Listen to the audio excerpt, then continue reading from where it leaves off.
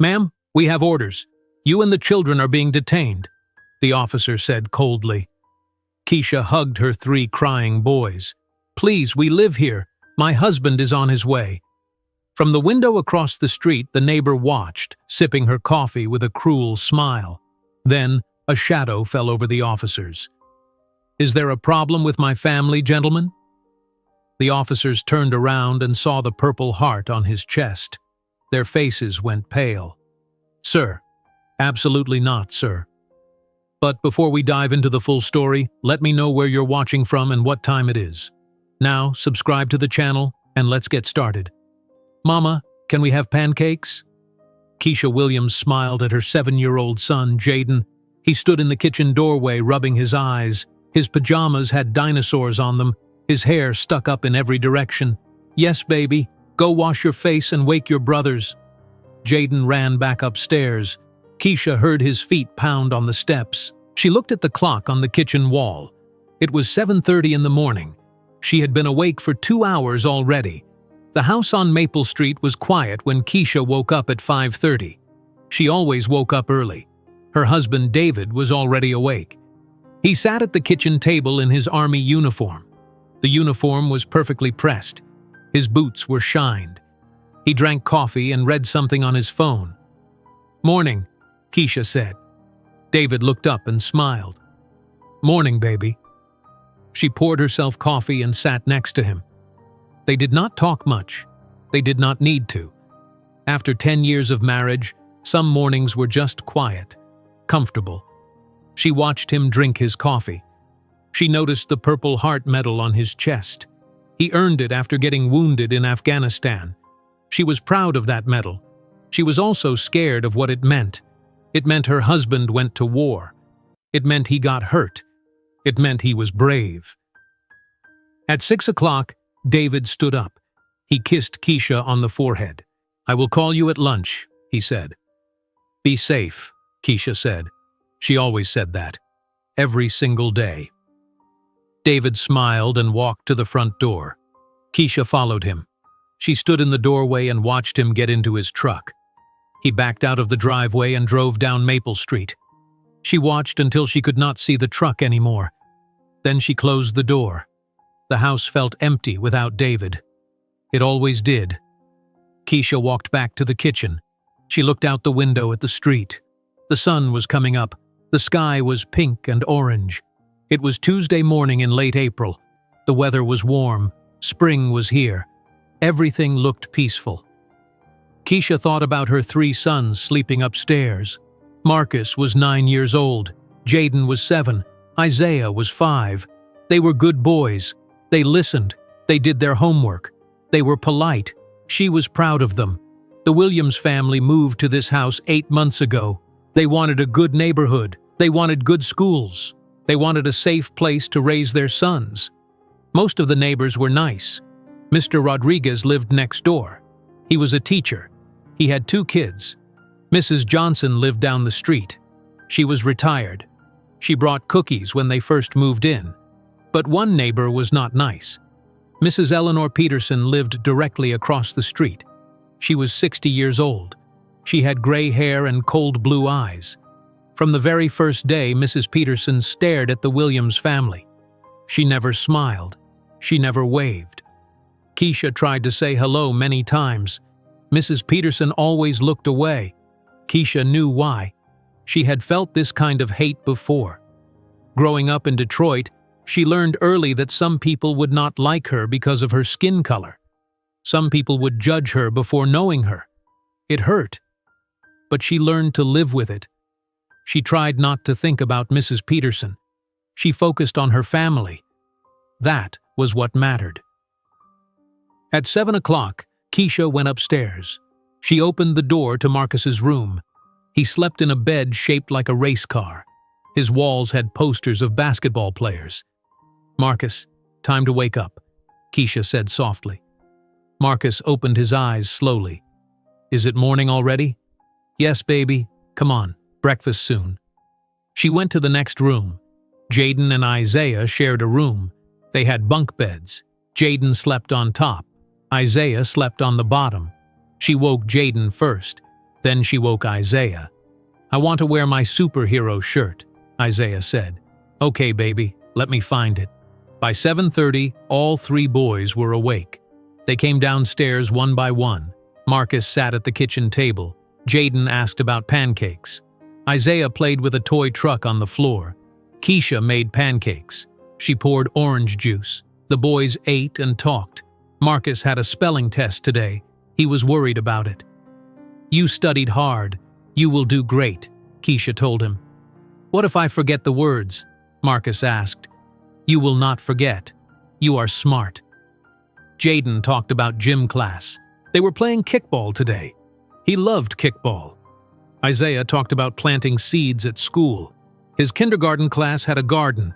He was excited. Keisha loved these mornings. She loved watching her boys eat. She loved hearing about their days. She felt happy. At 8 o'clock, she told them to brush their teeth. They ran upstairs. She heard water running.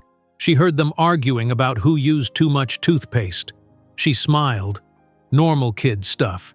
She packed their lunches, sandwiches, apple slices, juice boxes. She wrote little notes and put them in the lunch boxes. "I love you. Have a great day." The boys came back downstairs with their backpacks. Marcus had a blue backpack. Jaden had a red one. Isaiah had a green one with dinosaurs.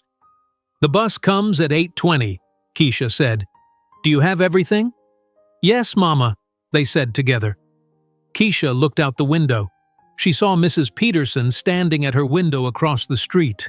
Mrs. Peterson was watching them. She always watched them. It made Keisha uncomfortable, but she tried to ignore it. The morning felt normal. The sun was shining. The boys were ready for school. Everything was fine. Then there were 3 loud knocks on the front door. Keisha looked at the clock. 8:15. She was not expecting anyone. The mailman did not come until afternoon. David was at work. Who could it be? "Stay here," she told the boys. She walked to the front door. She looked through the peephole. 2 police officers stood on her porch. They wore uniforms. They looked serious. Keisha's heart started beating fast. Her hands felt cold. Why were police at her door? What happened? Was David okay? She opened the door slowly. "Can I help you?" she asked. Her voice shook a little. The first officer was white. He had short brown hair. His name tag said Bradley. "Are you Keisha Williams?" he asked. "Yes," Keisha said. The second officer was Asian. He wore glasses. His name tag said Chen. He held a piece of paper. "Ma'am, we received a report about illegal immigrants living at this address," Officer Bradley said. Keisha felt like someone hit her in the stomach. She could not breathe for a second. Illegal immigrants? What was he talking about? "There must be a mistake," she said. "My family are American citizens. My husband is in the United States Army." Officer Bradley looked at his paper. "We have orders to detain everyone in the house for questioning." Keisha's hands started shaking. This was not happening. This could not be happening. "Who made this report?" she asked. "I cannot share that information," Officer Bradley said. Behind Keisha, Marcus appeared in the hallway. He saw the police officers. His eyes got wide. "Mama, what is wrong?" he asked. His voice was scared. Jaden and Isaiah came running.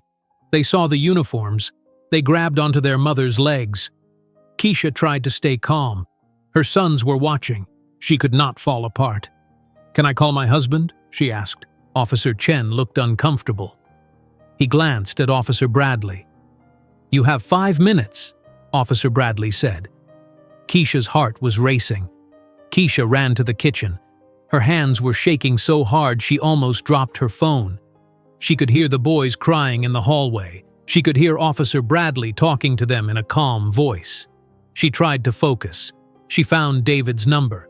She pressed call. The phone rang. 1 ring, 2 rings, 3 rings, then his voicemail. "You have reached Sergeant David Williams. I cannot take your call right now. Please leave a message." "No, no, no." Keisha ended the call. She dialed again. Her fingers fumbled on the screen. The phone rang again. "Please answer. Please answer. Please." Voicemail again. She wanted to scream. Where was he? Why was he not answering? David always had his phone. Always. She tried a third time, her eyes filled with tears. The phone rang and rang. Then voicemail. Keisha knew David was in his morning briefing. The briefing happened every Tuesday at 7 in the morning. All the soldiers had to put their phones away. He could not hear her calls. He had no idea what was happening. She tried to think. Who else could she call? Her sister Monica lived in Cleveland. That was 2 hours away. But maybe Monica could help. Maybe she could call someone. Maybe she knew what to do. Keisha dialed Monica's number. It rang 4 times. Then voicemail. Hey, this is Monica. Leave a message. Keisha's throat was so tight she could barely speak. Monica, please call me back. Please, I need help. The police are here. Please. She hung up. Her hands would not stop shaking. She tried her friend Tamika. Tamika lived 20 minutes away. They met at church. Tamika was smart. She would know what to do. The phone rang twice, then voicemail. Nobody was answering. Nobody could help her. Keisha felt completely alone. Mrs. Williams, time is up. Officer Bradley's voice came from the front door. Keisha walked back slowly. Her legs felt weak. The boys were still in the hallway. Marcus had his arms around Jaden and Isaiah. All 3 of them were crying. Please, Keisha said. Just a few more minutes. My husband will be out of his meeting soon. He can come home. I can prove everything. Officer Bradley shook his head. No more delays, ma'am. You need to gather the children. But we did not do anything wrong, Keisha said. Her voice broke. We live here. This is our home. My husband serves this country. We still need to take you to the station for verification, Officer Bradley said. Officer Chen stood behind him. He looked at the ground. He seemed uncomfortable. His face showed he did not like this. Can you please just check? Keisha begged. You can check our documents. I have our passports. I have my marriage certificate. I have my husband's military ID. Everything is here. Ma'am, we have our orders, Officer Bradley said. He reached down to his belt. His hand touched the handcuffs hanging there. Marcus saw this. His eyes got very wide. No! Marcus screamed. Do not touch my mama! Jaden and Isaiah started screaming too. They buried their faces in Keisha's legs. They were sobbing so hard they could barely breathe. Keisha knelt down. She pulled all 3 boys close to her. It is okay, babies, she whispered. Mama is here. We did not do anything wrong. But she did not believe her own words. Nothing felt okay. Nothing felt safe. Outside, car doors started opening. Keisha heard voices. She looked past the officers. Neighbors were coming out of their houses. Mr. Rodriguez from next door walked quickly across his lawn. He was a teacher at the middle school. He had kind eyes and a friendly smile. He and his wife Maria always waved to the Williams family. What is happening here? Mr. Rodriguez called out. Officer Bradley turned. Police business, sir. Please step back. Is everything okay, Keisha? Mr. Rodriguez asked. He ignored the officer. Keisha could not speak. Her throat was too tight. Mrs. Johnson came out of her house down the street. She was 70 years old with white hair. She was retired. She brought the Williams family cookies when they first moved in. Why are the police at Keisha's house? Mrs. Johnson asked loudly. More neighbors came outside. A white woman named Mrs. Parker stood on her porch. A black man named Mr. Thompson walked to the edge of his yard. People Keisha recognized. People she saw every day. Now they were all watching her. Keisha felt humiliated. She felt shame even though she did nothing wrong. She wanted to disappear. She wanted to take her boys inside and close the door and pretend this was not happening. Across the street, Mrs. Eleanor Peterson stood at her living room window. Her arms were crossed over her chest. She was watching everything. Keisha could see her face clearly. Mrs. Peterson had a small smile. She looked satisfied. Keisha's stomach turned. She suddenly understood. Mrs. Peterson did this. Mrs. Peterson called the police. Mrs. Peterson lied about them. Who made the report? Keisha asked again. Her voice was stronger now. Was it her? Was it Mrs. Peterson? Officer Bradley did not answer, but his eyes moved toward Mrs. Peterson's house for just a second. That was enough. Keisha knew. Mrs. Peterson had hated them from the first day. She stared at them. She never spoke to them. She watched them like they were criminals. And now she made a false report to get rid of them. Rage filled Keisha's chest, hot and sharp. She lied, Keisha said. That woman lied about us. Ma'am, I need you to calm down, Officer Bradley said. Calm down? Keisha's voice got louder. Someone lied and said we are illegal immigrants. We are not. We are citizens. My husband fights for this country, and you come to my house and try to take me and my children away without even checking if it is true? Mr. Rodriguez took out his phone. He started recording video. This is wrong, Mr. Rodriguez said loudly. The Williams family are good people. Sergeant Williams is in the army. This is his family. Someone made a false report. Sir, put your phone away, Officer Bradley said. No, Mr. Rodriguez said. I am allowed to record. This is wrong, and everyone should see it. Mrs. Johnson walked closer. I have known Keisha for 8 months. She is a good mother. Those boys are good boys. They go to school every day. They play outside. They are not illegal immigrants. This is ridiculous. Everyone needs to step back, Officer Bradley said. His voice got harder. This is police business.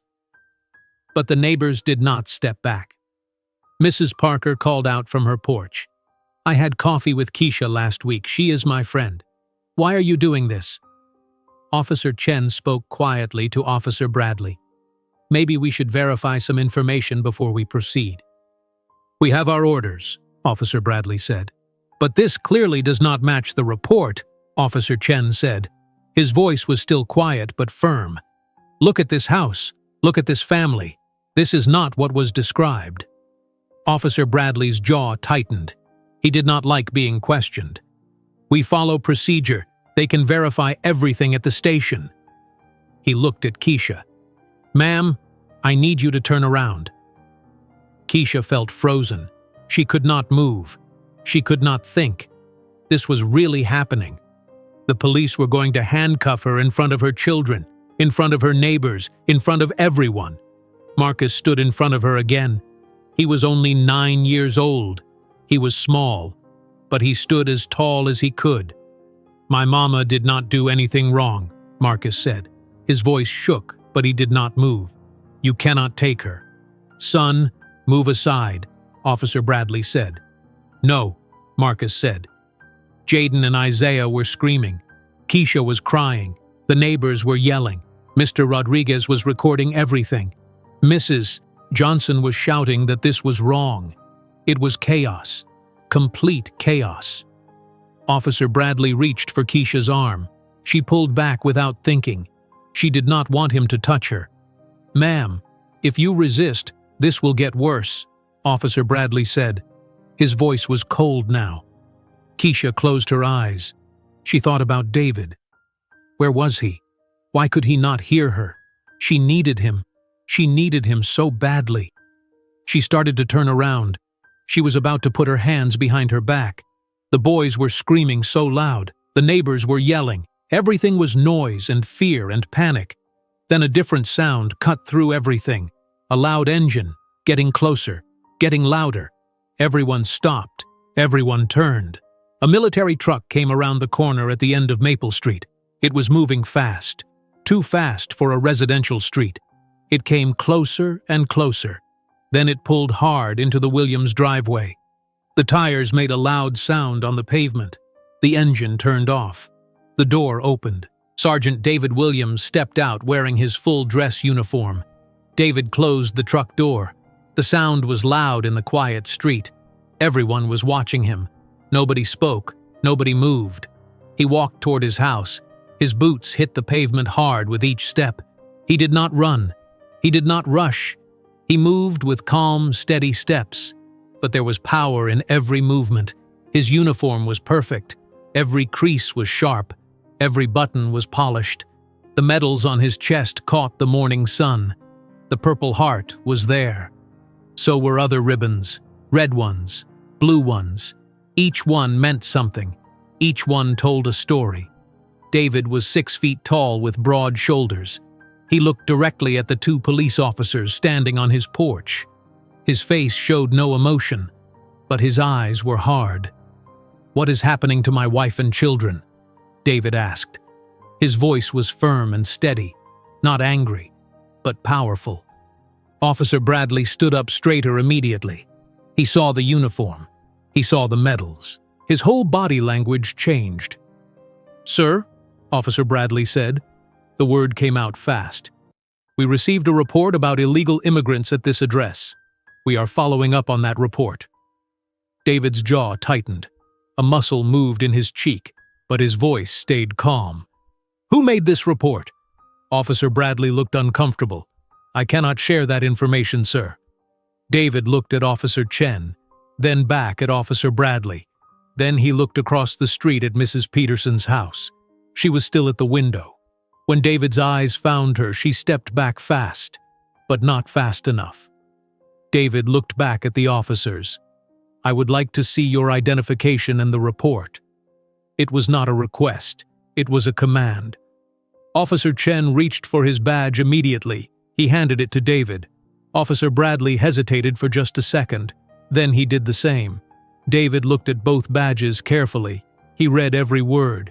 He was using his military training. He was calm. He was methodical. Then he held out his hand for the report. Officer Bradley handed over the paper. David read it slowly. His eyes moved over every line. "This report says people were seen jumping over the back fence at night," David said. "It says foreign languages were heard. What evidence do you have to support these claims?" Officer Bradley shifted his weight. "We have to follow up on all reports, sir." "Did you verify any of this information before coming to my home?" David asked. Officer Chen looked at the ground. Officer Bradley did not answer right away. "Did you verify?" David asked again. His voice got colder. "No, sir," Officer Bradley finally said. "So you came to my home. You confronted my wife. You scared my children. You were about to put my wife in handcuffs, and you did not verify anything first." It was not a question. It was a statement. David's voice stayed calm, but the words cut like knives. "My family are United States citizens. I have served this country for 12 years. I am a sergeant at Fort Hays. I deployed to Afghanistan. Twice. I was wounded in combat defending this country. And you come to my home and terrorize my family based on a lie." Officer Bradley's face turned red. "Sir, we were following procedure." "The procedure is wrong when it allows innocent families to be treated like criminals," David said. On the porch, Keisha was crying. Relief flooded through her body. David was home. He would fix this. He would make it okay. Marcus broke away from his mother. He ran down the porch steps. Jaden and Isaiah ran after him. All 3 boys ran to their father. David knelt down immediately. He opened his arms. All 3 boys crashed into him. They grabbed onto his uniform. They buried their faces in his chest. They were all crying. "It is okay," David said quietly. "Daddy is here. Everything is okay now." Marcus looked up at his father. His face was wet with tears. "They tried to take Mama." "I know," David said. "But they will not. I promise." He hugged them tighter for a moment. Then he stood up. He looked down at his sons. "Go inside with your mama," David said. "I need to talk to these officers." "Do not leave," Isaiah said. His small hand grabbed David's uniform. "I am not leaving. I am right here. Go with Mama." Keisha came down from the porch. She took the boys' hands. They did not want to let go of David, but Keisha gently pulled them toward the house. "Come on, babies," she said. "Let Daddy handle this." She took them inside, but she stood at the window watching. She needed to see what happened. David turned back to Officer Bradley and Officer Chen. "Am I under arrest?" "No, sir," Officer Bradley said quickly. "Is my family being detained?" "No, sir." "Are we free to go?" "Yes, sir." David looked at both officers for a long moment. Then he spoke again. I want to talk to whoever made this false report." He walked down the driveway. He turned toward the street. He walked straight toward Mrs. Peterson's house. Officer Bradley and Officer Chen followed him. They did not know what else to do. Mr. Rodriguez followed too. He still held his phone up, recording everything. Mrs. Johnson followed. "That woman needs to answer for this," she said loudly. Mrs. Parker came down from her porch. Mr. Thompson walked closer. Other neighbors joined. Everyone wanted to see what would happen. Everyone wanted to hear what Mrs. Peterson would say. David walked with military precision. His boots hit the pavement in a steady rhythm. He crossed the street. He walked up Mrs. Peterson's driveway. He climbed the 3 steps to her front porch. Mrs. Peterson was no longer at the window. The curtains were closed now. David knocked on the door 3 times. Hard. The sound echoed down the street. Everyone waited. 30 seconds passed. Nobody spoke. Nobody moved. David knocked again. Louder this time. 3 hard knocks that made the door shake. More seconds passed. Then there was a sound from inside the house. Footsteps. Slow footsteps. The door opened slowly. Just a crack at first. Then wider. Mrs. Eleanor Peterson stood in the doorway. She looked small and old. She was short and thin. Her gray hair was messy. She wore a floral blouse and beige slacks. Her hands were shaking. She could not look at David. Her eyes went to the ground, then to the side, then down again, anywhere but at his face. David stood tall in front of her. His uniform was perfect. His medals shined. He was everything she tried to destroy. He was everything she feared. And now he was on her porch demanding answers. "Did you make the report to immigration enforcement?" David asked. His voice was calm, but it was ice cold. Mrs. Peterson's mouth opened. No words came out at first. She looked past David at all the neighbors standing in her yard. She looked at Mr. Rodriguez holding up his phone. She looked at the police officers. She looked at Mrs. Johnson's angry face. I thought," she stammered. "Did you make the report?" David asked again. Mrs. Peterson's hands twisted together. "I thought I saw something." "What did you see?" People, maybe, jumping the fence." "When?" "At night, I think. I am not sure." "You are not sure," David repeated. His voice got quieter. Quieter was more dangerous. "You called the police. You reported my family. You said we were illegal immigrants, but you are not sure what you saw." "I was being careful," Mrs. Peterson said. Her voice was weak. "The neighborhood is changing. I was just being careful." "Careful," David said. "You were being careful when you lied about my family, when you tried to have my wife arrested, when you traumatized my children." Mrs. Peterson finally looked up. She tried to look at David's face, but only made it to his chest. She saw the Purple Heart medal. Her eyes stopped there. "What night did you see people jumping the fence?" David asked. "I do not remember exactly. What did these people look like?" "It was dark. I could not see." "What language did you hear them speaking?" Mrs. Peterson did not answer. She could not. Because she heard nothing. She saw nothing. She lied about everything. "You cannot answer because you made it up," David said. "You lied. You wanted my family gone from this street. Why?" Mrs. Peterson looked down again. She said nothing. "Why?" David asked again. Still nothing. David did not move. He just stood there looking at her. The silence was heavy. It pressed down on everyone. Mrs. Peterson's face turned red, then white, then red again. Officer Bradley stepped forward. He cleared his throat. "Ma'am, filing a false police report is a criminal offense. You can be charged. You can face fines. You can go to jail." Mrs. Peterson's eyes went wide. Her hands shook harder. "I made a mistake," she said quickly. "I am sorry. I did not mean any harm." "You did not mean harm?" Mrs. Johnson called out from the yard. "You tried to have this family arrested.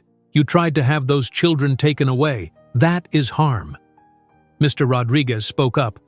"I heard you say racist things before, Mrs. Peterson. You said the neighborhood was going downhill when black families moved in. You said property values would drop. I heard you. Mrs. Parker nodded. You told me those boys were too loud, but they are good boys. They are polite. You just did not want them here. More neighbors spoke up. Each one had a story. Each one heard something, but nobody said anything before today. They stayed quiet. They minded their own business. Until now. Mrs. Peterson looked at all of them. She had no defense. David looked at Mrs. Peterson standing in her doorway. She was shaking. Her face was pale. She looked older than her 60 years. Do you know what this medal means? David asked. He pointed to the purple heart on his chest. Mrs. Peterson nodded slightly but said nothing. It means I was wounded in combat. A bomb hit our convoy in Afghanistan. I was hurt, but I pulled 2 other soldiers out of the burning vehicle. I saved their lives. I almost died doing it. His voice stayed calm, but every word was heavy. I bled for this country, Mrs. Peterson. I bled so you could live in freedom, so you could live in safety, so you could live in peace. Mrs. Peterson's hands covered her mouth. Tears started running down her face. And you used that freedom to try to destroy my family, David continued.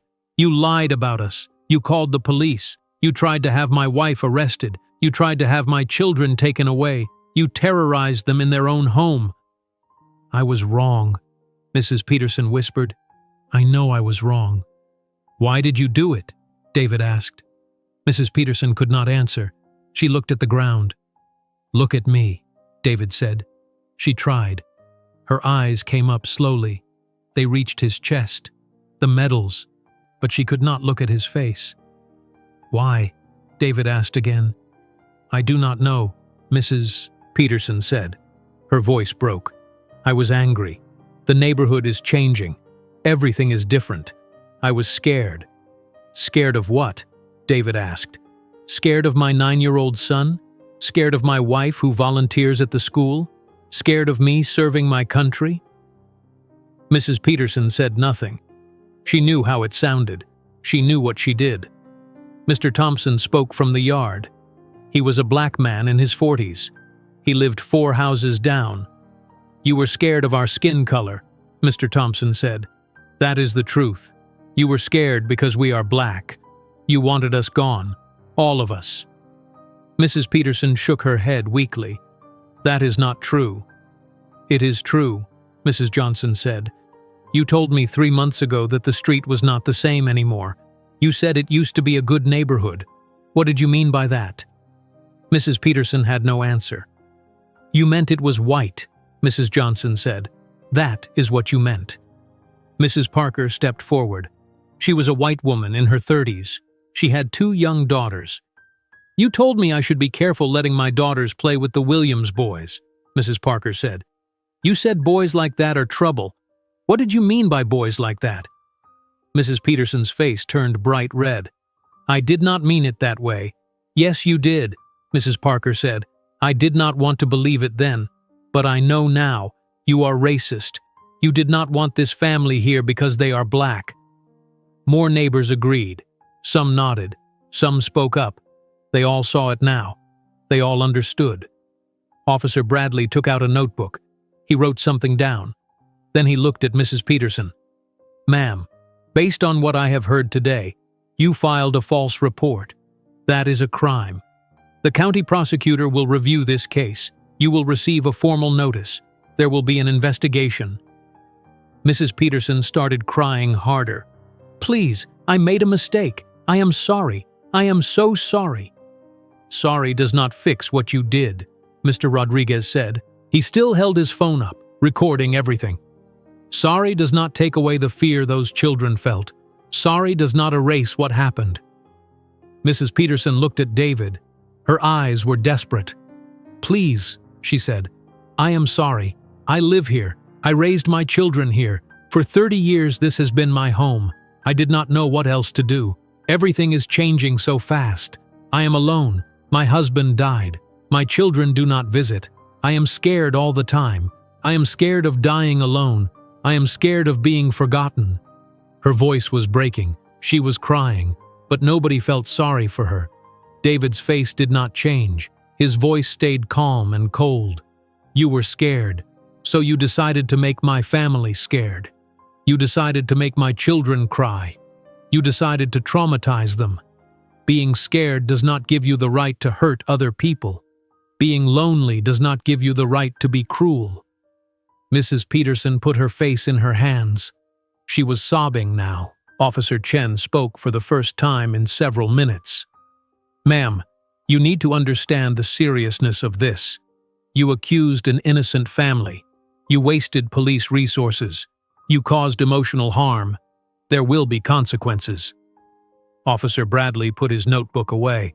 "You will receive documentation in the mail within 1 week. You will have to appear in court." Mrs. Peterson nodded. She could not speak anymore. She could barely stand. David looked at her one more time. "My family will not leave this street. We have every right to be here. We belong here. This is our home. No one can take that away from us." His words were firm, final. Then David turned around. He walked down the porch steps. He walked across Mrs. Peterson's yard. He crossed the street back to his own house. The neighbors watched him go. One by one, they turned away from Mrs. Peterson. They walked back to their own houses. Nobody said goodbye to her. Nobody looked back. Mr. Rodriguez stopped recording. He put his phone away. He shook his head as he walked past Mrs. Peterson's porch. "You did this to yourself," he said. "You hurt good people. Now you have to live with it." Mrs. Johnson was the last to leave. She stood in Mrs. Peterson's yard for a moment. She looked at the older woman still standing in the doorway. "I am 70 years old," Mrs. Johnson said. "I lived through segregation. I lived through the civil rights movement. I thought things were getting better. But people like you prove we still have so far to go. You should be ashamed." Then she walked away too. Mrs. Peterson stood alone on her porch. She looked at the empty street. Everyone was gone. Everyone had turned their backs on her. She stepped back inside her house. She closed the door slowly. She leaned against it. Then she slid down to the floor. She sat there with her knees pulled up to her chest. She cried. She lived on this street for 30 years. She knew every house. She knew every tree. She watched children grow up here. She celebrated holidays here. She buried her husband from the church 3 blocks away. This was her home. But now she was an outcast. She did this to herself. She knew that. She hurt an innocent family because of her own fear and hate. She made a choice, and now she had to face the consequences. Across the street, David walked through his front door. Keisha was standing in the living room with the boys. They all ran to him. Keisha threw her arms around him. She was crying. "It is over," David said. "She will be charged. The officers apologized. We are safe."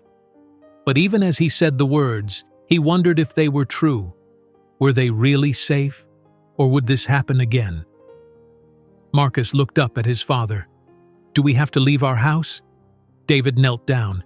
He looked at all 3 of his sons. "No," he said firmly. "We do not have to leave. This is our home. Nobody can make us leave." But Keisha's hands were still shaking. The fear was still in her body. She did not feel safe anymore. She did not know if she ever would again. Jaden buried his face in David's uniform. "I do not want to see the police again." "Me neither," Isaiah whispered. David held them close. He could feel them shaking. His sons were scared. His wife was scared. He was angry. Not the hot kind of anger that explodes, the cold kind that sits in your chest like ice. "Boys, go sit on the couch," Keisha said softly. "Daddy and I need to talk for a minute." Marcus did not want to let go of David, but he obeyed. He took his brother's hands and led them to the couch. All 3 boys sat close together. David stood up. He looked at Keisha. Her eyes were red from crying. Her hands still shook. He pulled her close and held her tight. "I am so sorry I did not answer my phone," David said quietly. "I was in the briefing. I had no idea." "I called you so many times," Keisha whispered. "I was so scared. I did not know what to do." "You did everything right. You stayed calm. You tried to reach me. You protected the boys. They were going to handcuff me, David, in front of our children, in front of the whole neighborhood. David felt the anger grow colder in his chest. I know. What if you had not come home? What if you were still in that meeting? What would have happened to us? David had no answer. He thought about it the whole drive from Fort Hays. He left the briefing without permission. When he saw 17 missed calls from Keisha, he knew something was very wrong. He did not ask his commanding officer. He did not explain. He just ran to his truck and drove home as fast as he could. What if he had not checked his phone? What if he waited until after the briefing? Would his wife be at the police station right now? Would his children be taken somewhere? The thought made him sick. I am here now, David said. I will not let anything happen to you or the boys. But even as he said it, he knew it was not completely true. He could not protect them from everything. He could not be there every moment, and that scared him more than he wanted to admit. Keisha pulled back and looked at him. I want to leave. What? I want to leave this house, this street. I do not feel safe here anymore. David understood. He felt it too, but he also knew that running away would not fix anything. If we leave, she wins, David said. If we run because of hate, hate wins. I do not care about winning, Keisha said. Her voice got stronger. I care about my children. I care about them feeling safe. How can they feel safe here now? David had no answer for that either. Behind them, Marcus spoke up. I do not want to leave. David and Keisha turned. Marcus stood up from the couch. His face was serious. This is our home, Marcus said. We did not do anything wrong. Why should we leave? Baby, it is complicated, Keisha said. No, it is not, Marcus said. That lady was mean. She lied. But we did not lie. Daddy came and told the truth. Now everyone knows. I do not want to run away. Jaden stood up too. I do not want to leave my school. My friends are here. Isaiah did not understand everything, but he did not want his brothers to be sad. I want to stay too. Keisha looked at her 3 sons. They were so young. They should not have to be brave. They should not have to think about these things. They should just be kids. But they were brave anyway. David called Fort Hays. He needed to explain why he left. His commanding officer, Colonel Morrison, answered on the second ring. Sir, this is Sergeant Williams. I need to explain my absence from the briefing this morning. Williams, where the hell are you? Colonel Morrison's voice was sharp. I am at home, sir. There was an emergency with my family. David explained everything. The police, the false report, Mrs. Peterson. As he talked, Colonel Morrison went quiet. When David finished, Colonel Morrison was silent for a long moment. Jesus Christ, David, he finally said. His voice was different now, softer. Are your wife and kids okay? They are shaken up, sir, but they are safe. You did the right thing leaving. Family comes first. Do you need to take the day off? Yes, sir, if that is possible. It is more than possible. It is an order. Take care of your family. If you need more time, you tell me. If you need anything at all, you tell me. Understood? Yes, sir. Thank you, sir. And David, I am sorry this happened. This is not what you fight for. This is not what you should come home to. No, sir, it is not. David hung up. He felt grateful for his commanding officer's support, but he also felt angry that he needed it at all. He served his country for 12 years. He was wounded defending it, and still, his family was not safe in their own home. Keisha sat on the couch with the boys. She held them close. They were calmer now, but still upset. Are we in trouble? Jaden asked. No, baby, we are not in trouble. We did nothing wrong. Then why did the police come? How do you explain racism to a 7-year-old? How do you explain hate? Sometimes people are afraid of things they do not understand, Keisha said carefully. Mrs. Peterson was afraid because we look different from her. Because we are black? Marcus asked. Keisha hesitated. David sat down next to them. Yes, David said, because we are black. Some people think that makes us different. That makes us dangerous. But that is wrong. The color of our skin does not make us dangerous. It does not make us bad. It just makes us who we are. Is being black bad? Isaiah asked. His small voice was so innocent. No, David said firmly. Being black is not bad. Being black is beautiful. You should be proud of who you are. Never let anyone make you feel ashamed. Marcus looked at his father. But people do not like us because we are black. Some people do not, that is true. But many people do. Mr. Rodriguez likes us. Mrs. Johnson likes us. Mrs. Parker likes us. And the people who do not like us? That is their problem, not ours. Why does Mrs. Peterson hate us? Jaden asked. David took a breath. Mrs. Peterson is scared and lonely. She does not understand that we are just people, just a family. She only sees our skin color, and that scares her. So she tried to hurt us. That is mean, Isaiah said. Yes, it is, David agreed. It is very mean. The doorbell rang. Everyone jumped. Keisha's whole body tensed. David stood up.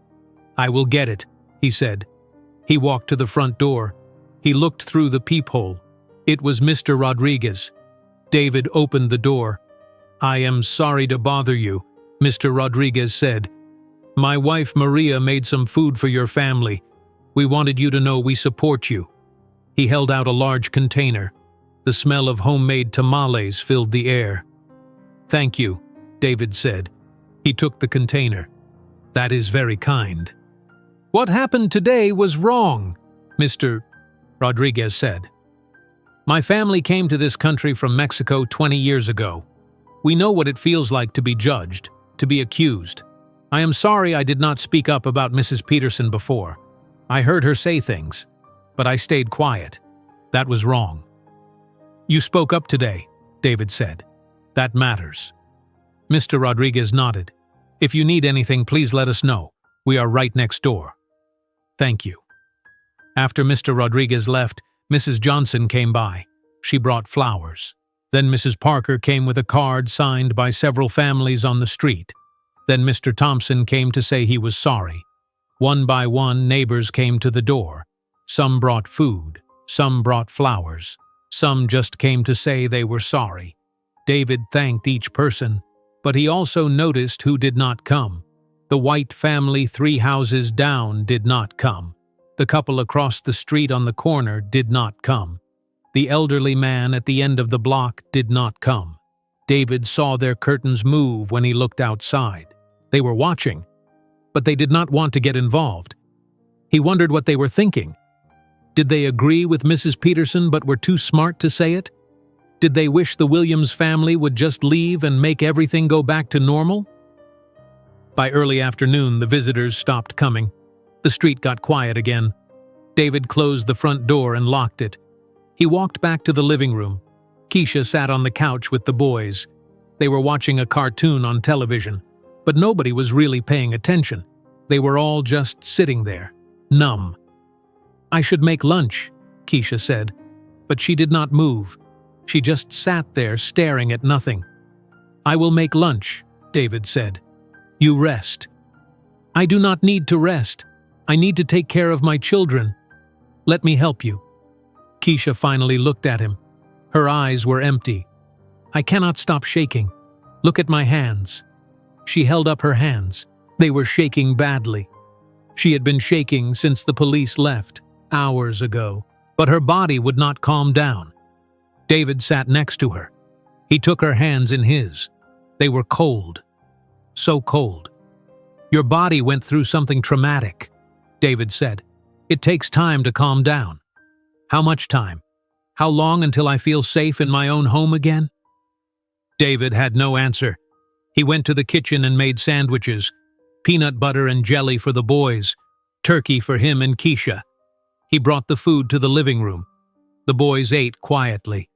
Keisha did not touch hers. After lunch, David suggested the boys play in the backyard, get some fresh air, run around. But Marcus did not want to go outside. "What if Mrs. Peterson is watching?" Marcus asked. "So what if she is?" David said. "This is your home. You can play in your own backyard." But Marcus shook his head. "I do not want to." Jaden and Isaiah did not want to go outside either, so they stayed inside. They played with toys in the living room. But it was quiet play. No laughing, no running, no normal kid sounds. David called his sister-in-law Monica in Cleveland. He explained what happened. Monica was Keisha's younger sister. She was 28 years old and worked as a nurse. "Oh my God," Monica said. "Is Keisha okay? Are the boys okay?" "They are shaken up. We all are." "I am coming down there." "You do not have to do that." "Yes, I do. Keisha needs me. I will be there in 2 hours." Monica arrived at 5 o'clock in the evening. She pulled into the driveway and jumped out of her car. She ran to the front door. Keisha opened it before Monica could knock. The two sisters hugged tight. Monica was shorter than Keisha, with the same warm brown skin and kind eyes. She held Keisha while Keisha cried. Really cried. The kind of crying she held back all day because she had to be strong for the boys. "I got you," Monica said. "I am here. I got you." Monica stayed for dinner. She helped David heat up the tamales Mr. Rodriguez brought. She made the boys laugh with funny stories about when she and Keisha were kids. For a little while, the house felt almost normal. But when bedtime came, normal disappeared. Marcus did not want to sleep in his room. He wanted to sleep in his parents' room, on the floor, where he could see them. "You are safe in your room," David said gently. "But what if the police come back?" Marcus asked. "What if they come in the night?" "They will not come back, I promise."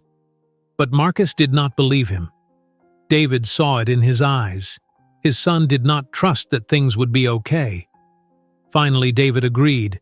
Marcus could sleep on the floor in their room, just for tonight. Then Jaden came out of his room crying. He had a bad dream even though he was not asleep yet. He just closed his eyes and saw scary things. He did not want to sleep alone either. So Jaden joined Marcus on the floor. Then Isaiah came in. He did not say anything. He just crawled onto the bed between David and Keisha. He sucked his thumb. He stopped sucking his thumb 2 years ago. But tonight he needed it. Monica stayed in the guest room. Around midnight, David heard Isaiah crying. He woke up. Isaiah was still asleep but crying, having a nightmare. David gently woke him up. "Daddy," Isaiah sobbed, "the police are taking you away." "No, baby, I am right here. Nobody is taking me anywhere." But Isaiah could not calm down. He cried and cried. He was so scared. At 2 in the morning, David smelled something. He got up and checked on Marcus and Jaden on the floor. Jaden was awake and crying quietly. "I am sorry, Daddy," Jaden whispered. "What happened, buddy?" "I had an accident." Jaden had wet himself in his sleep. He had not done that in over a year. But tonight, his body could not hold it. The fear and stress were too much. "It is okay," David said. "Accidents happen. Let me help you get cleaned up." David helped Jaden take a shower and put on clean pajamas. He cleaned up the floor. He brought fresh blankets. Jaden was so embarrassed, so ashamed. "Do not be embarrassed," David said. "Your body went through something scary today. Sometimes that happens." But Jaden buried his face in the pillow. He felt like a baby. David finally got back into bed at 3 in the morning. He was exhausted. Keisha was still awake. She lay on her side staring at the wall. "None of them can sleep," David whispered. "Neither can I," Keisha said. "Try to rest." "Every time I close my eyes, I see Officer Bradley reaching for his handcuffs. I see the boys crying. I hear them screaming. It keeps playing over and over in my head." David moved closer. He put his arm around her. "We should leave," Keisha whispered. "We should pack up and leave this place. We talked about this. I know what we talked about. But David, look at our sons. Marcus is terrified. Jaden had an accident. Isaiah is having nightmares. This is hurting them. How can we stay here? Where would we go?" Anywhere. Anywhere but here. David understood. He felt it too. The desire to run, to start over somewhere new, somewhere safe. But was anywhere really safe? Would moving fix what happened? Or would they carry this fear with them wherever they went? "I do not want to make a decision tonight," David said. "We are all tired. We are all scared. Let us get through tonight. We can talk about it tomorrow." Keisha did not argue. She was too tired, too empty. "I am so tired, David," she whispered. "I am tired of being strong. I am tired of teaching my sons how to be safe in a world that sees them as dangerous. I am tired of following all the rules and still not being protected. I am tired of fighting just to exist." David held her hand in the dark. He wanted to say something comforting, something hopeful. But he had nothing. He was tired too. Tired of proving he belonged. Tired of wearing his uniform and his medals like armor. Tired of being a symbol instead of just a man, just a father, just a husband. He squeezed Keisha's hand, but he had no words, no promises, no answers. They lay there in the dark, their 3 sons sleeping nearby, all of them carrying fear that should not be theirs to carry, all of them exhausted from a fight they did not start.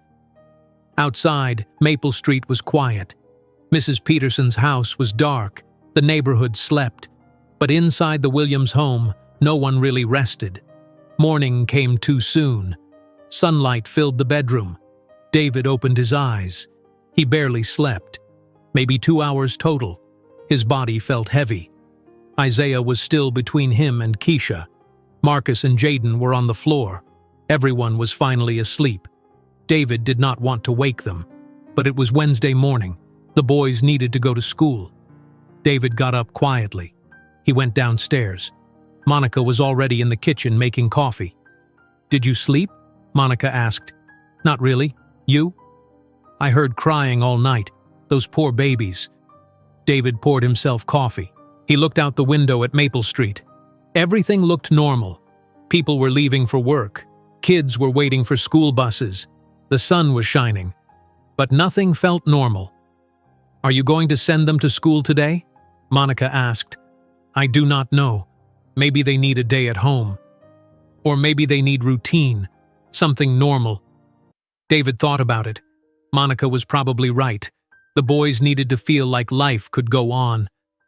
Upstairs, Keisha woke up. She felt like she had not slept at all. Her body ached. Her head hurt. She looked at Isaiah sleeping next to her. His thumb was in his mouth. Her heart broke. She got up carefully. She went to the bathroom and looked at herself in the mirror. Her eyes were swollen and red. She looked 10 years older than yesterday. By 8 o'clock, the boys were awake. Keisha made breakfast. Pancakes again. But nobody was hungry. Marcus pushed his food around the plate. Jaden stared at the table. Isaiah asked if he had to go to school. "Yes, baby. You have to go to school," Keisha said. "I do not want to," Isaiah said. "I know, but you have to." Marcus looked at his mother.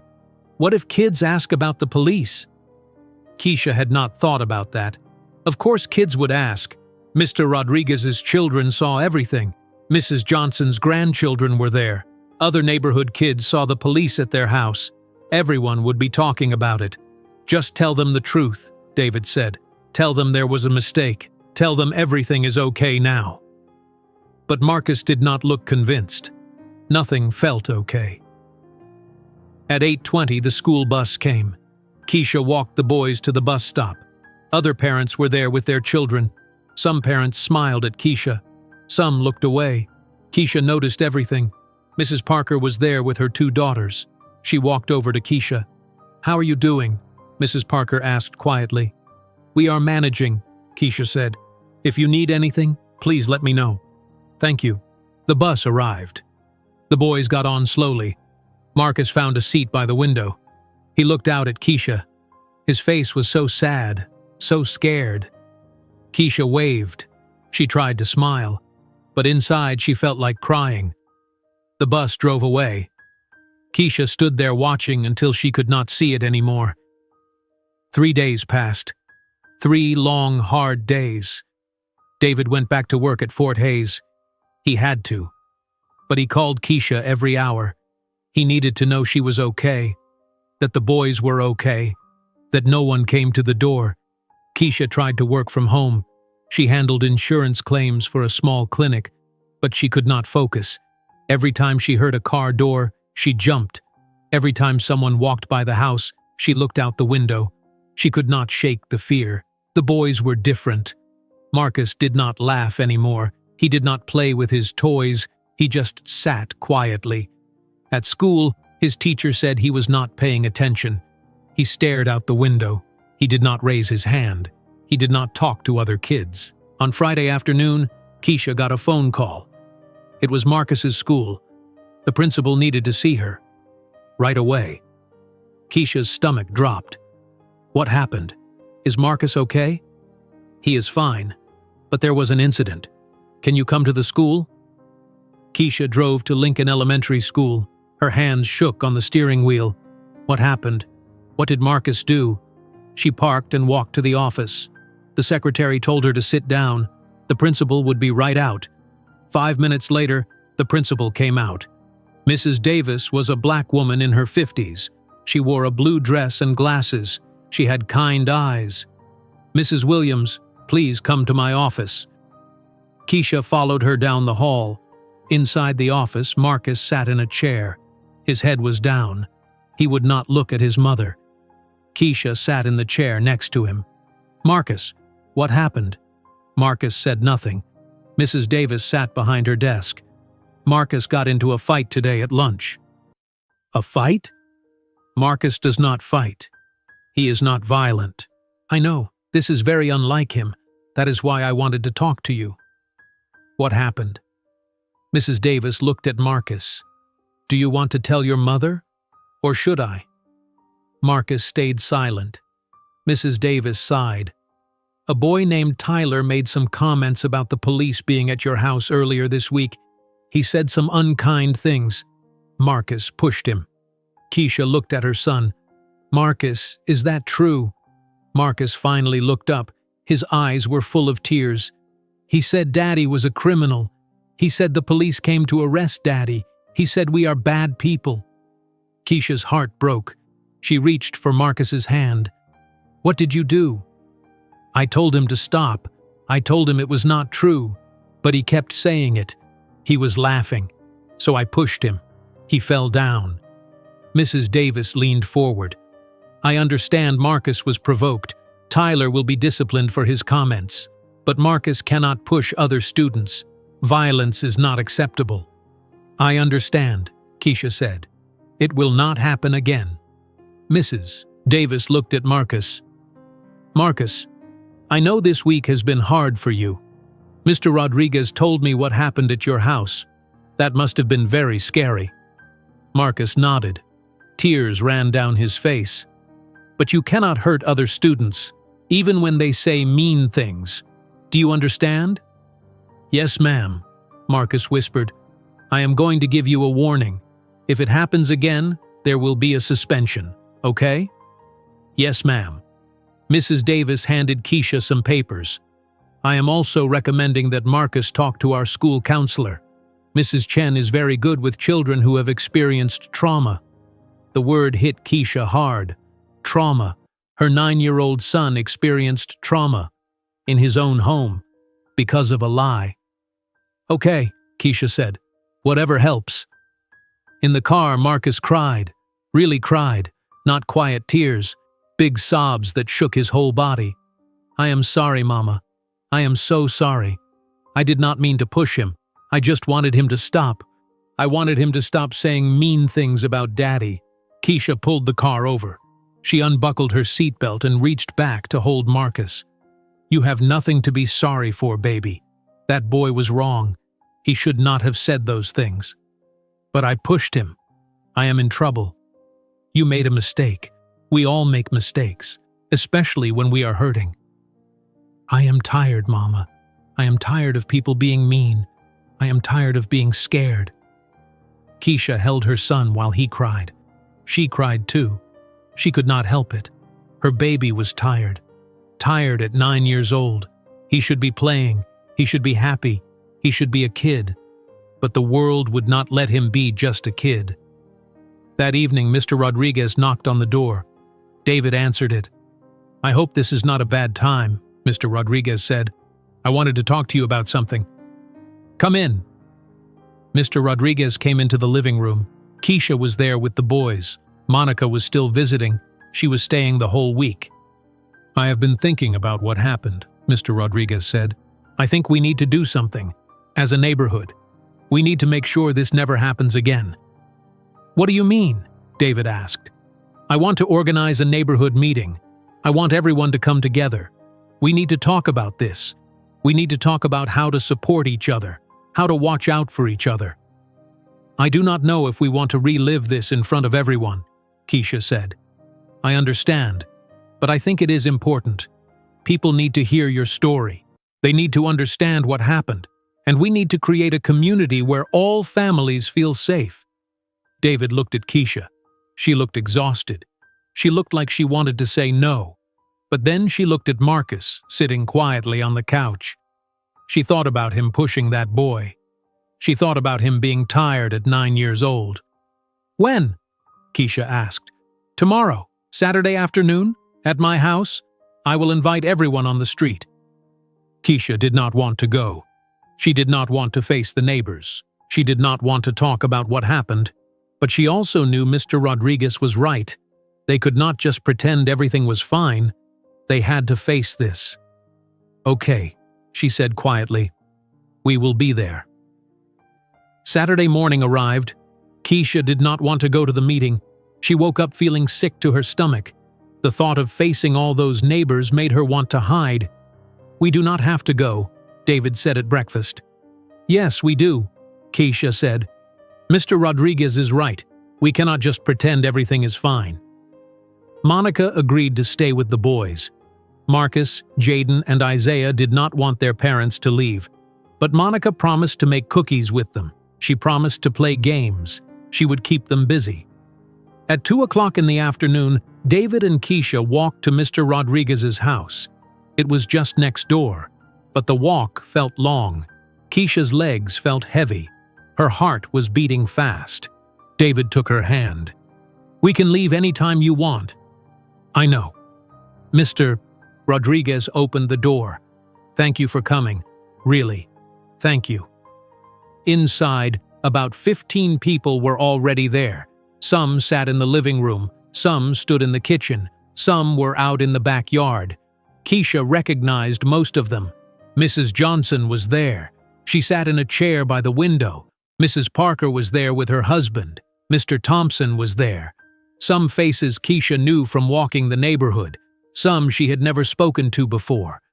Everyone got quiet when David and Keisha walked in. All eyes turned to them. Keisha wanted to run, but David squeezed her hand. Mr. Rodriguez led them to the living room. "Please, sit down." They sat on the couch. People started talking again, but Keisha could feel them watching. She could feel them wondering what to say. Mr. Rodriguez stood in the middle of the room. He raised his voice. "Thank you all for coming. I know this is hard, but I think it is important we talk about what happened this week." The room got quiet again. The Williams family was targeted by a false police report. Their children were traumatized. Keisha was nearly arrested in front of her sons, all because of a lie. Mrs. Johnson nodded. "It was wrong. Very wrong." "I agree," Mr. Rodriguez continued, "and I think we need to make sure it never happens again. Not to the Williams family, not to any family on this street." "What are you suggesting?" a white man asked. His name was Mr. Foster. He lived 4 houses down. Keisha had seen him but never spoken to him. "I think we should start a neighborhood watch," Mr. Rodriguez said. "Not to keep people out, but to keep people safe. We watch out for each other. We protect each other." "That sounds good," Mr. Thompson said. He was a black man in his 40s. "We need to look out for each other." Mrs. Johnson stood up. She was 70 years old, but her voice was strong. "We also need to have hard conversations about race. White neighbors need to speak up when they hear racist comments." You cannot stay silent." Some people nodded. Some people looked uncomfortable. Mrs. Parker spoke up. "You are right. I stayed quiet too many times. I heard Mrs. Peterson say things. I should have said something. I am ashamed I did not." "We all could have done better," Mr. Rodriguez said. Mr. Foster raised his hand. "I understand everyone is upset, but do you think maybe we are being too hard on Mrs. Peterson? She is just an old woman. She is scared. Maybe she made a mistake, but she did not mean any real harm." The room got very tense. Several people started talking at once. David held up his hand. Everyone got quiet.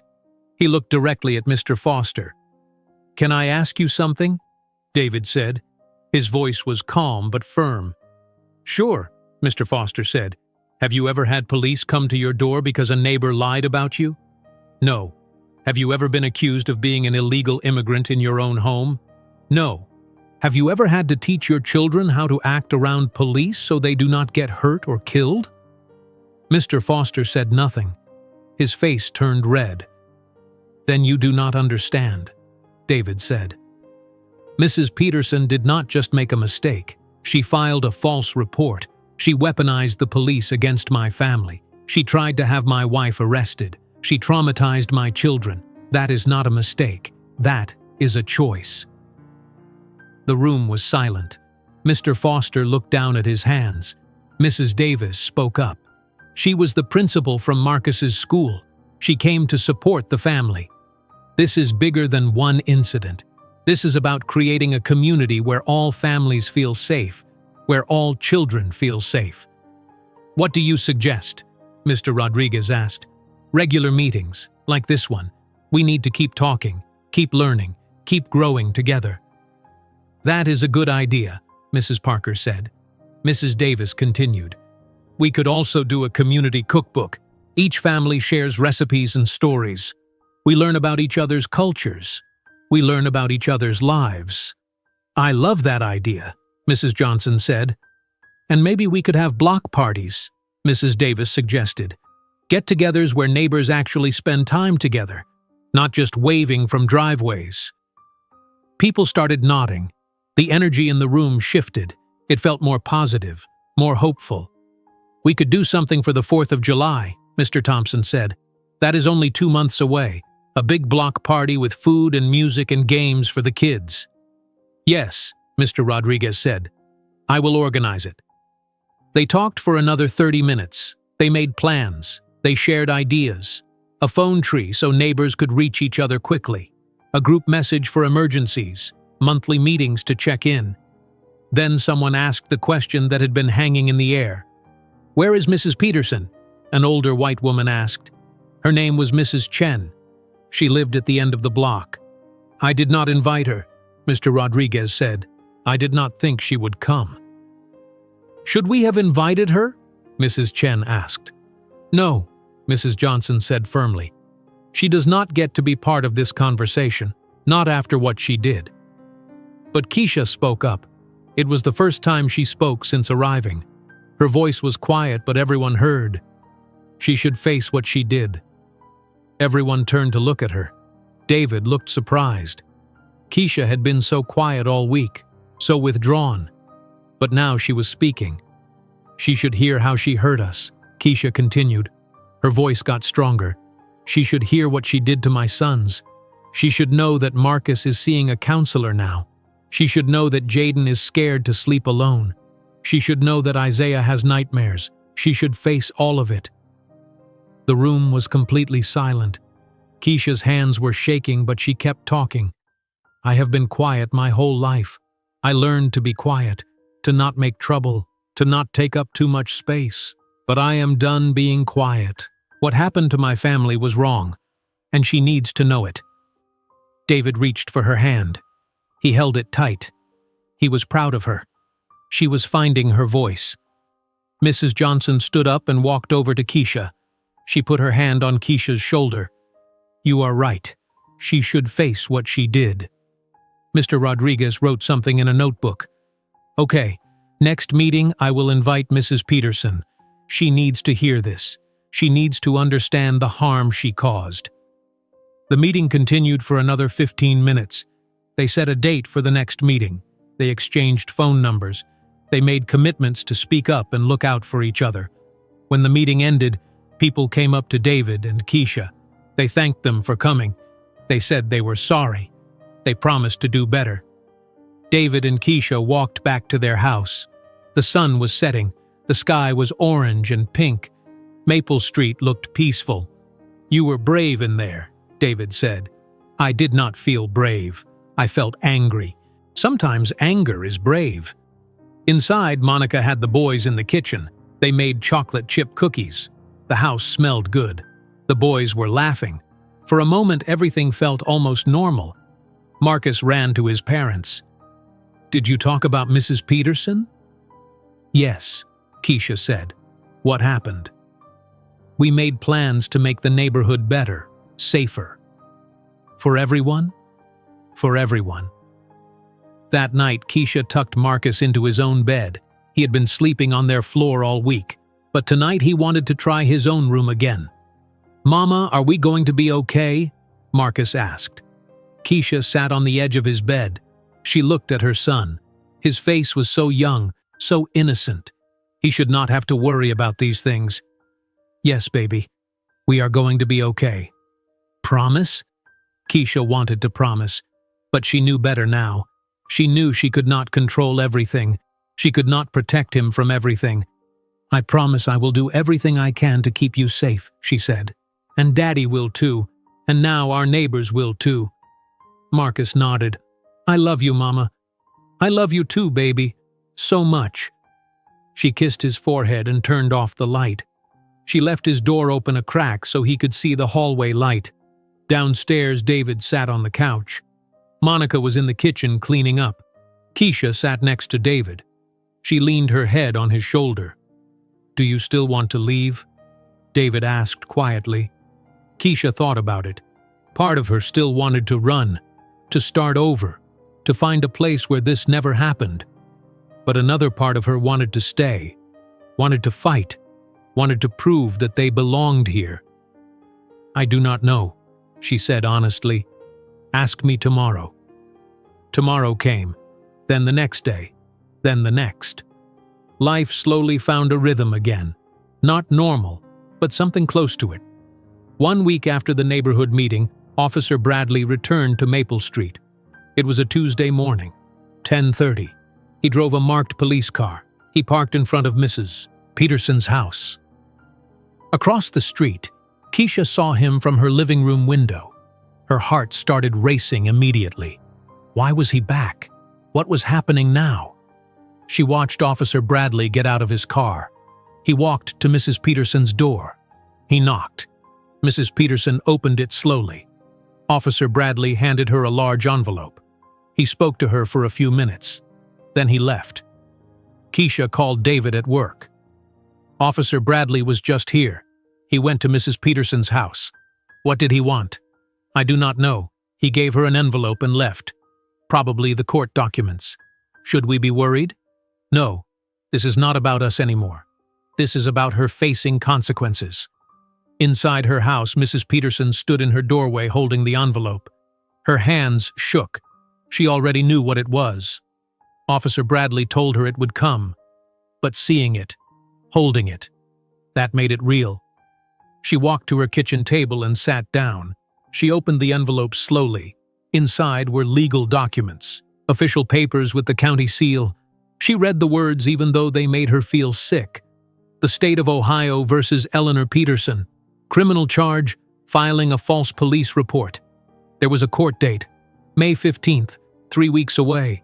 There were warnings about failure to appear. There were explanations of possible penalties, up to 6 months in jail, up to $5,000 in fines. Mrs. Peterson put her head in her hands. What had she done? What had she done? She picked up her phone. She found the number for a lawyer, a man named Robert Chen. He worked downtown. She called him. "Chen Law Office," a woman answered. "I need to speak to Mr. Chen. I have been charged with a crime." "What kind of charge?" "Filing a false police report." "Hold, please." Mrs. Peterson waited. Her heart pounded. After 2 minutes, a man's voice came on the line. "This is Robert Chen. How can I help you?" Mrs. Peterson explained everything. The call she made, the Williams family, the police coming, the confrontation on her porch, the court documents she just received. Mr. Chen listened without interrupting. When she finished, he was quiet for a moment. "Do you have the police report?" he asked. "Yes." "Did you make the call?" "Yes." "Was the information you gave them true?" Mrs. Peterson hesitated. Then she whispered, "No." "Then my advice is to plead guilty." "What?" "Mrs. Peterson, the evidence is clear. They have the recording of your call. They have statements from the family and the officers. They have video from a neighbor's phone. You have no defense." "But I could go to jail." "Possibly. But if you plead guilty and show genuine remorse, the judge might be lenient. You might get probation instead, community service, counseling. But if you fight this and lose, the penalties will be worse." "How much will you cost?" "My retainer is $3,000. Mrs. Peterson felt her stomach drop. $3,000. She did not have that much. She lived on her late husband's pension and Social Security. She had some savings, but not much. "I need to think about it," she said. "Do not wait too long. Your court date is in 3 weeks." Mrs. Peterson hung up. She sat at her kitchen table staring at the court documents. She had no choice. She would have to represent herself. She could not afford a lawyer. That afternoon, Mr. Rodriguez saw David outside. He walked over quickly. "Did you hear?" Mr. Rodriguez asked. "Hear what?" "Mrs. Peterson is being charged. Officer Bradley delivered the court documents this morning. I saw him." David nodded. "Good. Keisha told me at the meeting that Mrs. Peterson should face consequences. I am glad she will. So am I." Inside, David told Keisha. She felt a dark satisfaction rise in her chest. Good. Mrs. Peterson would face a judge. She would have to answer for what she did. But David felt more complicated about it. He was angry at Mrs. Peterson. He wanted her to face justice. But he also knew the legal system was broken. The same system that charged her was the system that sent officers to his door without verification. That evening, there was a soft knock on the Williams family door. David answered it. Mrs. Peterson stood on the porch.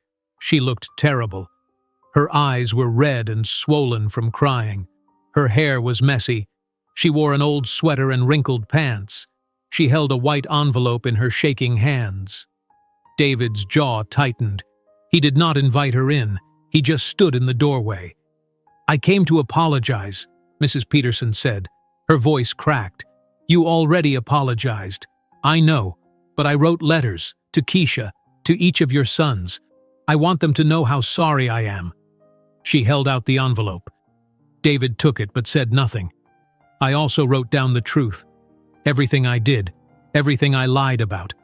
I am giving a copy to the prosecutor. I will admit everything in court." David looked at the envelope in his hand, then back at Mrs. Peterson. "Can I speak to Keisha?" Mrs. Peterson asked. "Please, I need to tell her how sorry I am." "No, please, just for a minute. Keisha does not want to see you. She does not want to hear from you." Mrs. Peterson's face crumpled. She started crying. "I deserve that. I know I do. But please tell her I am sorry. Tell her I was wrong. Tell her I am a hateful old woman who destroyed a beautiful family because of fear." David said nothing. He just stood there holding the envelope. Mrs. Peterson wiped her eyes. She looked up at David, at his face, at his medals, at everything she tried to destroy. "Can you ever forgive me?" she asked. David thought about it, really thought about it. Could he forgive her? Did he want to? "I do not know," he said honestly. "Forgiveness is not free. You have to earn it." Mrs. Peterson nodded. She understood. "I will try. I will spend the rest of my life trying to be better. Words are easy. Actions are what matter." "I know." Mrs. Peterson turned to leave. She walked down the porch steps slowly. She looked old, broken. She walked back across the street to her dark house.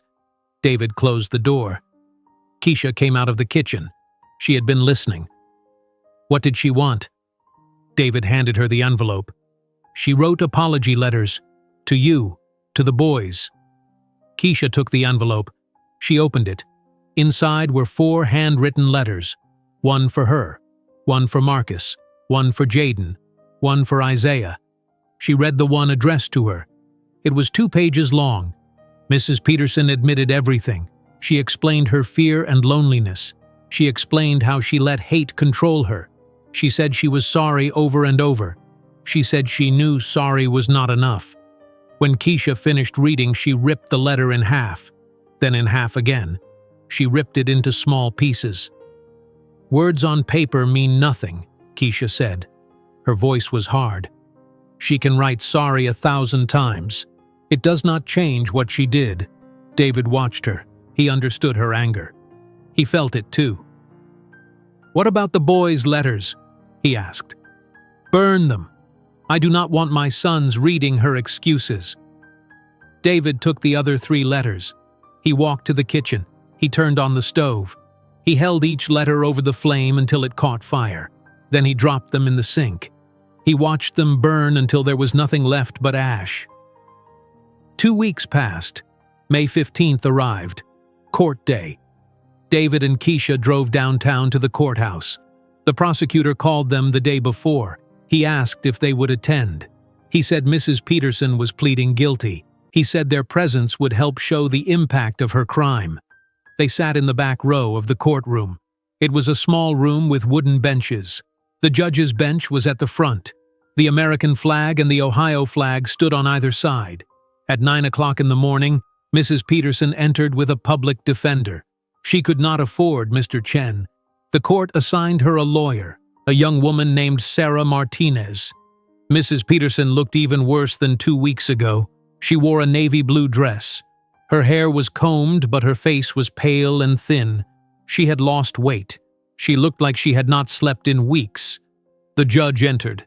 Everyone stood. Judge Michael Warren was a black man in his 60s. He wore black robes and glasses. Please be seated, Judge Warren said. The bailiff read the case. The State of Ohio versus Eleanor Peterson, case number 234567. The charge is filing a false police report. Judge Warren looked at Mrs. Peterson. How do you plead? Mrs. Peterson stood up. Her legs were shaking. Guilty, Your Honor. Judge Warren looked at Mrs. Peterson over his glasses. You understand that by pleading guilty, you are admitting to the crime? Yes, Your Honor, Mrs. Peterson said. Her voice was barely a whisper. Speak up, please. Yes, Your Honor, she said louder. Judge Warren looked at the papers in front of him. Miss Martinez, does your client wish to make a statement? Sarah Martinez, the public defender, stood up. Yes, Your Honor. Mrs. Peterson has prepared a statement. Mrs. Peterson stood up slowly. She held a piece of paper, but her hands shook so badly she could not read it. She put the paper down. She looked at the judge. Your Honor, I am guilty. I made a false report to immigration enforcement. I lied. I said I saw people jumping a fence at the Williams family home. I said I heard foreign languages. None of it was true. Her voice broke, but she kept going. I did it because I am a racist. I did not want a black family living across the street from me. I wanted them gone, so I weaponized the police against them. I tried to have an innocent woman arrested in front of her children. I traumatized 3 young boys. I caused pain and fear to a family that did nothing wrong. Tears ran down her face. I have no excuse. Being old is not an excuse. Being lonely is not an excuse. Being scared is not an excuse. I made a choice, a terrible, evil choice, and I deserve to be punished. She sat down. She could not say any more. Judge Warren looked at the prosecutor. Does the state wish to speak? The prosecutor stood up. His name was Daniel Ross. He was a white man in his 40s with gray hair. Yes, Your Honor. This case represents more than one woman's lie. It represents the harm caused by racism in our community. Mrs. Peterson's actions could have resulted in the illegal detention of American citizens. A decorated military veteran and his family were terrorized in their own home. He turned and gestured toward David and Keisha in the back row. Sergeant David Williams has served this country for 12 years. He was wounded in combat defending our freedom. His wife, Keisha, is a devoted mother. Their 3 sons are good students, good kids. They did everything right. And still, they were targeted because of the color of their skin. Judge Warren looked at David and Keisha. "Sergeant Williams, Mrs. Williams, would you like to speak?" David had not expected this. He looked at Keisha. She shook her head. She did not want to speak. She did not want to look at Mrs. Peterson. But David stood up. He walked to the front of the courtroom. He stood in his dress uniform. His medals shined in the fluorescent light. "Your Honor, what Mrs. Peterson did hurt my family deeply. My sons still have nightmares. My wife still jumps every time someone knocks on the door. My oldest son is seeing a counselor for anxiety. My middle son was too scared to sleep alone for weeks. My youngest son started sucking his thumb again." He paused. His voice stayed calm but firm. "But my family is strong. We will heal. What I worry about are the families who do not have what we have. Families without a soldier in uniform. Families without the protection that my rank gave us that day. What happens to them when someone lies? When police come without verification? When hate is weaponized?" He looked at Mrs. Peterson. She could not look back at him. Mrs. Peterson should face consequences. But more than that, the system that allowed this to happen needs to change. Officers should verify reports before going to people's homes. Families should not be detained first and asked questions later. Judge Warren nodded slowly. "Thank you, Sergeant Williams. You may sit down." David walked back to Keisha. She reached for his hand. Judge Warren looked at Mrs. Peterson. "Stand up, please." Mrs. Peterson stood. She was shaking.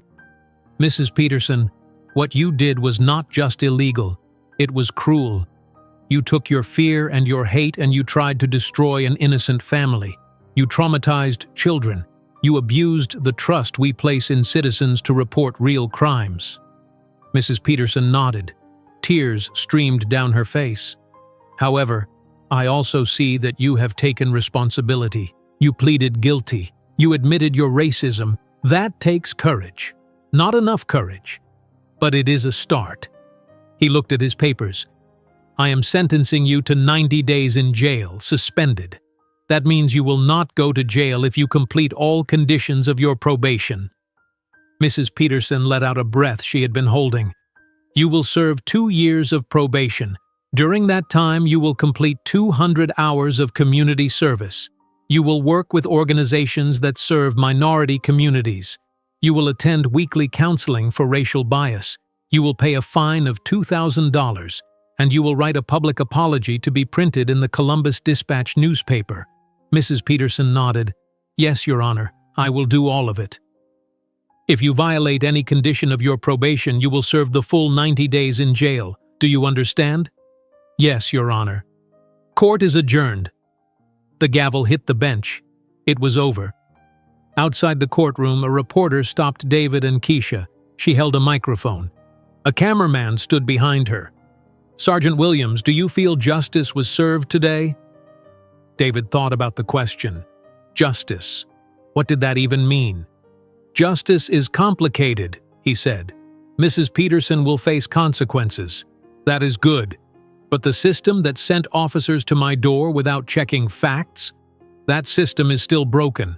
Real justice would mean this never happens to any family, not just mine." The reporter turned to Keisha. "Mrs. Williams, how do you feel?" Keisha looked at the camera.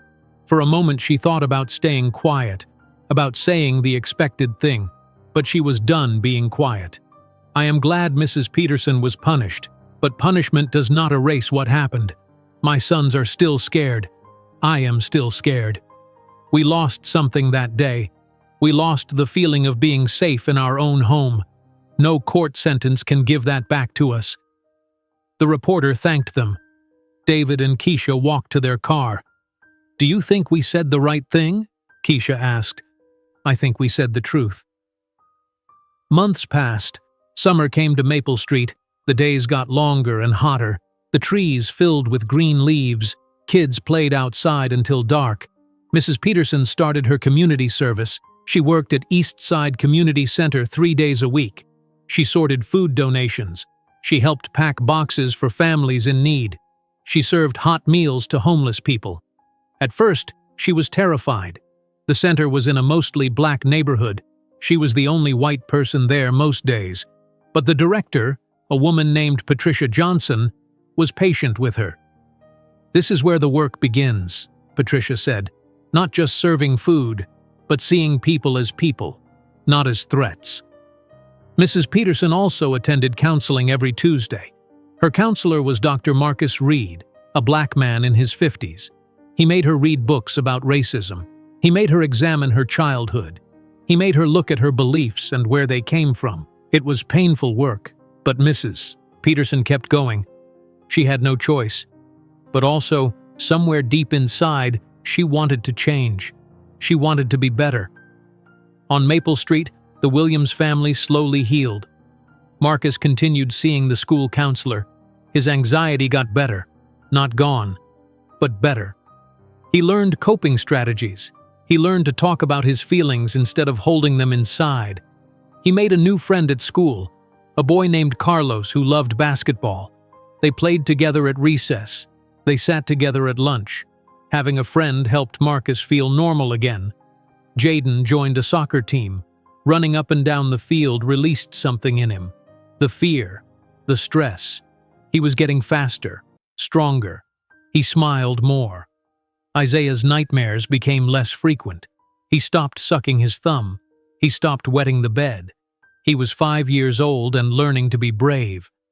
Keisha started seeing a therapist, a woman named Dr. Angela Chen. She specialized in trauma. She helped Keisha understand that what she experienced was real, that her fear was valid, that healing takes time. Slowly, Keisha started to feel more like herself. She still jumped when people knocked on the door, but not as badly. She still looked out the window more than before, but she was not paralyzed by fear anymore. And she found her voice. When someone at the grocery store made a comment about her boys being too loud, Keisha spoke up.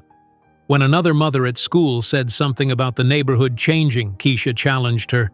She was done being quiet. David got promoted at Fort Hays. He became a first sergeant, more responsibility, better pay. His commanding officer said David showed exceptional character during a difficult situation. David was proud, but he also felt strange about it. He got promoted partly because of what happened. That felt wrong, but he accepted it, and he decided to use his new position to help other military families, to advocate for them, to protect them. In late October, the Williams family decorated for Halloween. They put fake spider webs on the bushes. They carved pumpkins with scary faces. They hung orange lights on the porch. Marcus wanted to be a superhero. Keisha bought him a red cape and a mask. Jaden wanted to be a dinosaur. David found a green costume with a tail. Isaiah wanted to be a firefighter. He wore a plastic helmet and carried a toy hose. On Halloween night, October 31st, children filled Maple Street. Kids in costumes ran from house to house.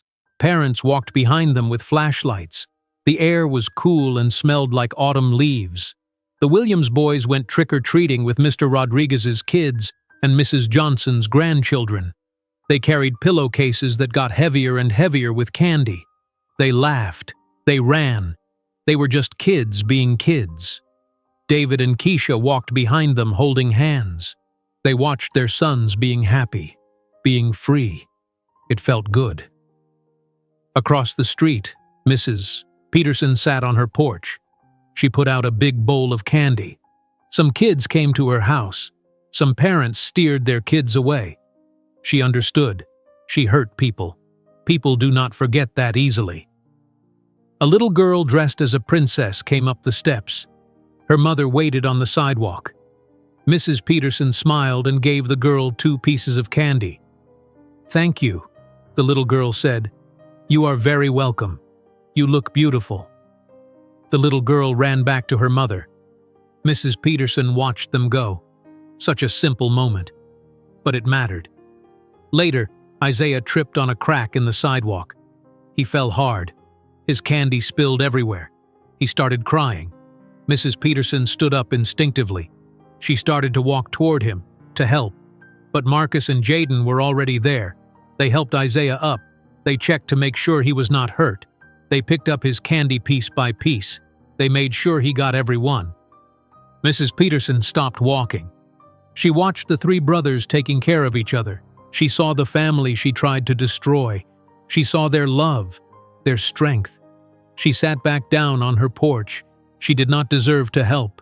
She did not deserve to be part of their lives. David saw Mrs. Peterson sitting there. For a moment their eyes met. David did not smile, but he nodded, just slightly. Acknowledgement. They both lived on this street. They had to exist together. Mrs. Peterson nodded back. It was the most they communicated since court. It was not forgiveness. It was not friendship. But it was something. That night, after the boys counted their candy and went to bed, David and Keisha sat on their front porch. The street was quiet. The decorations glowed in the dark. The air was cool. "This almost feels normal," Keisha said. "Almost is good enough for now," David said. Keisha looked at him. "Do you think we made the right choice? Staying here?" "I do not know if it was right, but it was our choice. We did not let fear decide for us." Keisha squeezed his hand. "The boys are getting better." Marcus smiled tonight. Really smiled. "I saw that. It was good to see. They are resilient, stronger than I thought. They get that from you." Keisha leaned her head on David's shoulder.